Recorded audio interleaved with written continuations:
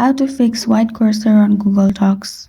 Hi everyone, it's Sophia to assist today. Without any delay, let's jump right in. First, go to search bar and search mouse settings.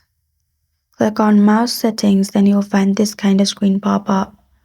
Click on additional mouse option, which is on the right side below adjust mouse. Click on it, then you'll find this kind of screen pop up. Click on pointers option. Then you'll find hide pointers while typing option. Make sure there's no tick mark in that place. Then after that, you can simply select a pointer speed as well. Then go to pointers. You'll find all these options. You can select from any of this. I suggest you to select text select option. After clicking on that, simply click on apply or OK and you're good to go.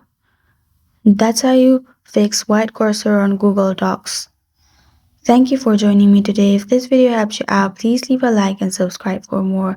Got a question or want to suggest a topic? Comment below. I am Sophia signing off. Until next time.